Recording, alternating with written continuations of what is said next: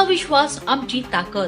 बुलढाणा जिल्ह्यातील सैलानी हे ठिकाण केवळ श्रद्धेचे केंद्र नाही, तर ते हिंदू मुस्लिम ऐक्याचे जिवंत प्रतीक आहे. शेकडो वर्षांची परंपरा असलेला होळी उत्सव आणि सैलानी बाबांचा 119वा उर्स या दोन मोठ्या उत्सवांची सध्या इथे लगबग सुरू आहे. या उत्सवाचं सर्वात मोठं वैशिष्ट्य म्हणजे इथे लाकडं जाळून होळी पेटवली जात नाहीये, तर हजारो नारळांचे दहन करून होळी साजरी करण्याची अनोखी प्रथा आहे. नारळांच्या होळीने हे संपूर्ण ठिकाण भक्तिमय वातावरणात न्हाऊन निघालीये.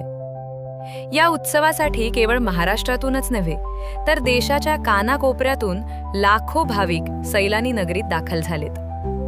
जाती धर्माच्या भिंती ओलांडून इथे होळीचा सण साजरा केला जातोय. एकीकडे नारळाच्या होळीच्या ज्वाला, तर दुसरीकडे उर्सचा आध्यात्मिक सोहळा. या दुहेरी वातावरणानं सैलानी नगरीत एक वेगळीच ऊर्जा अनुभवायला मिळत आहे. म्हणजे लोक म्हणतात होळी पहिल्यापासून आजपासून नाहीये, पहिले 5 नाळापासून सुरुवात केलेली आहे. आणि मानवता मार्गदर्शन म्हणजे कोणाच्या बोलण्यावर नाहीये, स्वतःचे जे पब्लिक आहे यांच्या स्वतःच्या मार्गापासूनच होळी सुरुवात झालेली आहे. असं काही नाही की बाई यांनी बोलली हे त्यांनी बोलली, असं काही नाही आहे. बाबाचं हे 1908 वर्षापासून होळी चालू आहे. 111 112 वर्ष ते झालेली आहेत. बाबाच्या इथं फक्त नाळच होळी, बाकी दुसरं काही नाही.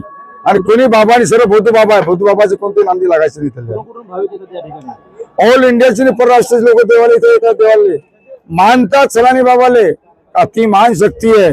बुलढाणा तालुक्यातील पिंपळगाव सराई येथे सैलानी बाबांची यात्रा दरवर्षी भरत असते.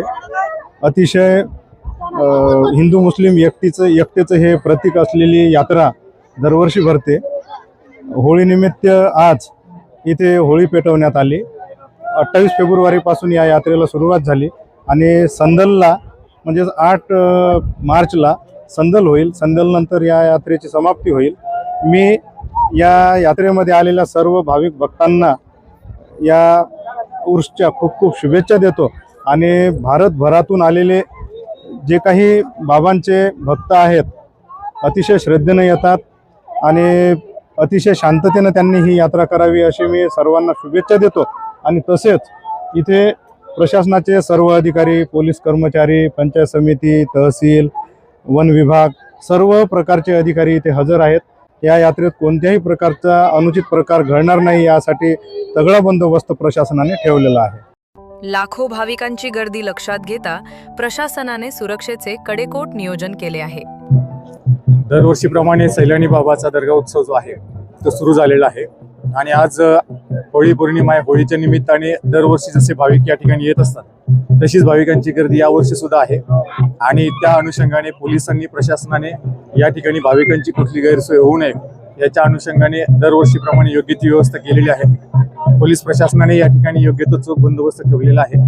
याच्यामध्ये साधारणपणे 35 अधिकारी, 350 पोलीस अंमलदार, 300 होमगार्ड्स असा बंदोबस्त या होळीच्या एकूण यात्रा उत्सवाच्या निमित्ताने लावण्यात आलेला आहे. आणि जी काही प्रिकॉशन्स घेणं गरजेचं आहे, सावधानता बाळगणं गरजेचं आहे, ती प्रत्येक गोष्ट प्रशासनाच्या वतीने या ठिकाणी करण्यात आलेली आहे.